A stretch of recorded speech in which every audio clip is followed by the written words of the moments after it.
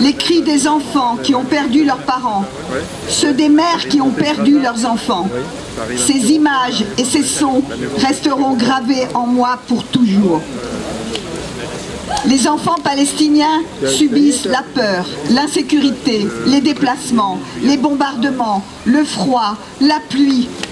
Je me souviens de ce bébé qui venait de naître et qui est mort d'hypothermie immédiatement. Il y en avait beaucoup d'autres.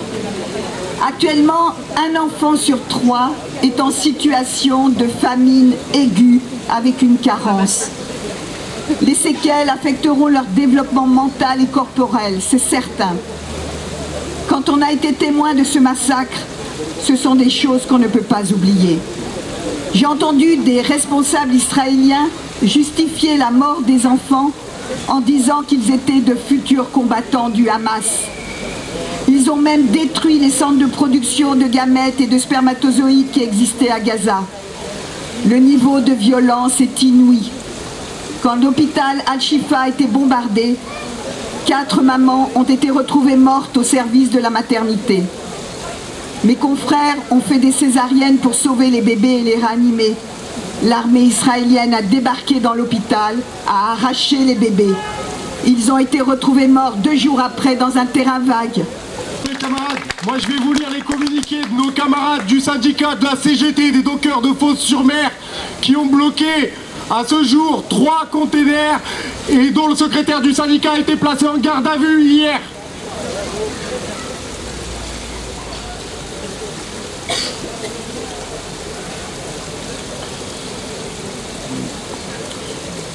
Le syndicat général CGT des ouvriers dockers, des personnels portuaires du golfe de Fos a été alerté par plusieurs réseaux que 19 palettes de maillons d'Eurolink, entreprise marseillaise, devaient être embarquées par conteneurs ce jeudi après-midi via le port de Marseille-Fos en direction du port d'Haïfa en Israël.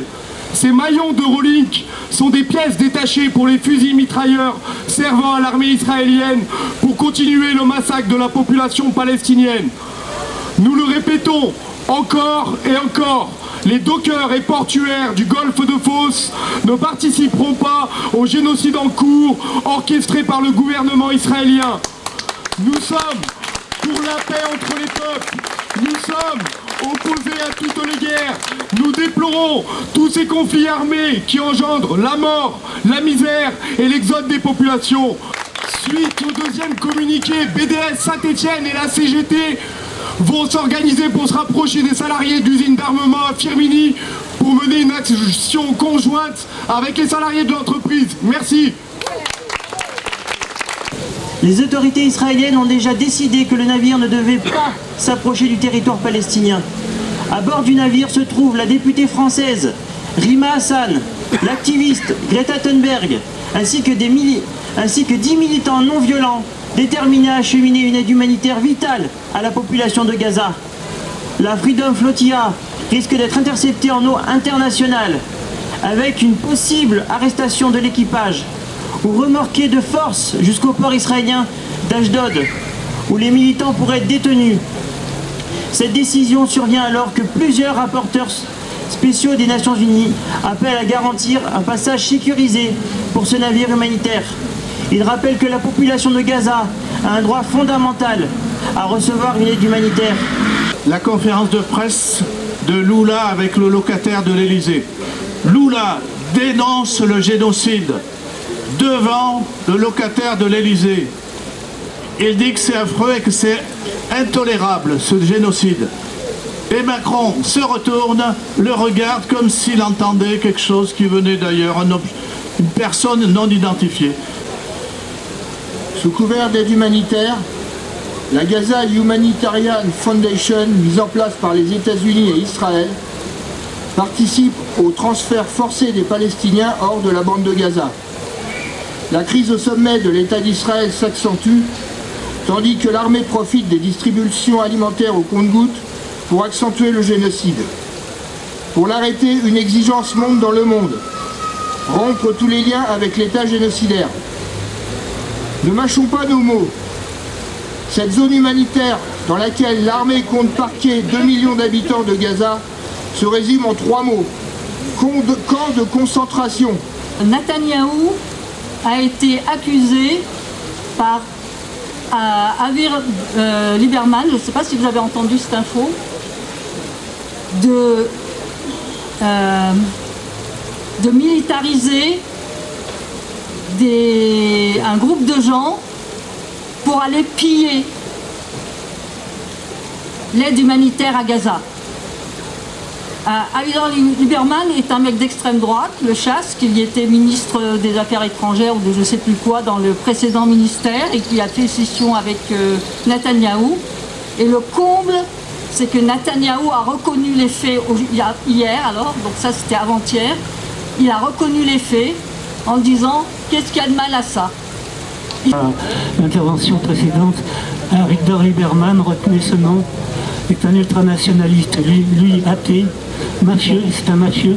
Il a été ministre des Affaires étrangères, il a été ministre de la Défense, et dans son dernier programme électoral, il y avait l'expulsion des 2 millions de Palestiniens qui vivent en Israël et qui sont des citoyennes de seconde zone en Israël.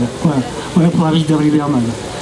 Ensuite, une autre information, plusieurs associations attaquent l'UJFP, l'Union des Juifs Français pour la Paix, un collectif qui s'appelle Guerre à la guerre, ont entamé une procédure juridique contre les organisateurs du Salon du Bourget qui va avoir lieu le 16 juin, pour avoir invité notamment des firmes israéliennes, fabricantes d'armes.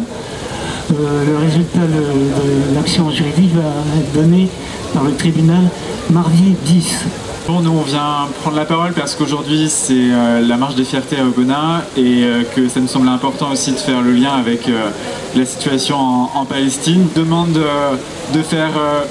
Qui demande aux personnes palestiniennes de se diviser entre la partie LGBT de leur personne et la partie palestinienne de leur personne et qui leur demande de s'autocensurer sur les questions de libération de la Palestine. Et donc on vous lit un extrait. En période d'angoisse, comme en période de croissance et d'unité politique, la construction de communautés et de relations est la chose la plus durable, la plus urgente, la plus cruciale à faire, en particulier en réponse à la destruction massive, au carnage et au déplacement. Alors que tous les cadres internationaux sanctuarisés qui nous sont familiers s'avèrent inutiles, qu'il s'agisse des droits de l'homme, des modèles d'État-nation, du droit international ou des politiques identitaires libérales de représentation, il est temps de poursuivre notre travail de construction de communautés queer à travers la Palestine et au-delà, afin de nous soutenir mutuellement. Il est temps de se désengager de tout cadre occidental, y compris des cadres politiques et d'organisations LGBT et queer qui sont complices du génocide à Gaza, et de résister à la domination coloniale occidentale imposée à nos mouvements par des bailleurs de fonds complices et des alliés mondiaux dont l'intérêt s'arrête à nos identités queer.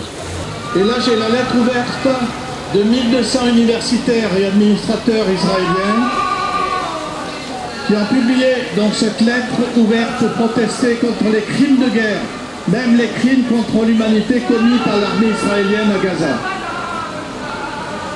La lettre est adressée à l'Association des directeurs d'universitaires d'Israël, au Conseil des collèges publics universitaires, à l'Académie israélienne des sciences et des lettres et aux universitaires pour la démocratie israélienne. C'est une réaction au lancement de l'opération Chariot de Gédéon, qui donc veut envahir et occuper la zone de Gaza, qui emploie la famine de masse de la population palestinienne dans la poursuite de ce qui est maintenant la politique envers du gouvernement, ouverte du gouvernement israélien, c'est le nettoyage ethnique de la bande de Gaza.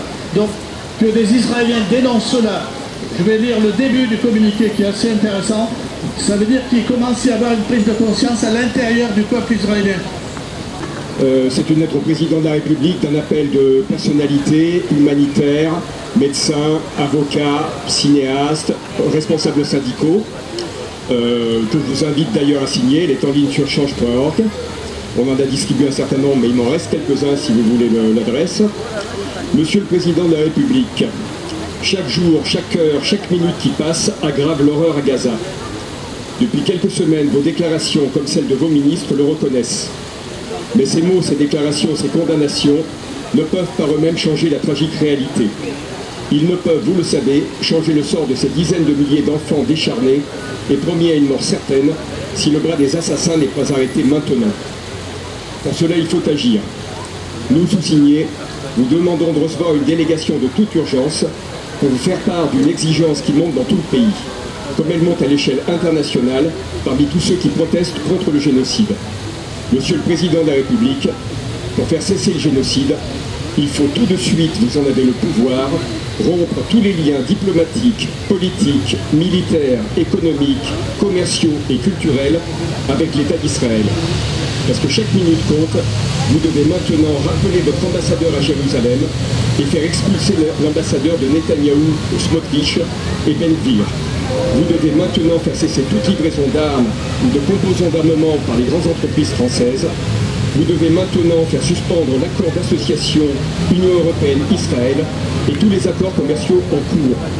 Monsieur le Président, nous vous demandons d'urgence de recevoir une délégation représentative des signataires de cette pétition. Et il y a un appel à un rassemblement à Paris le 11 juin pour porter la pétition au Président de la République.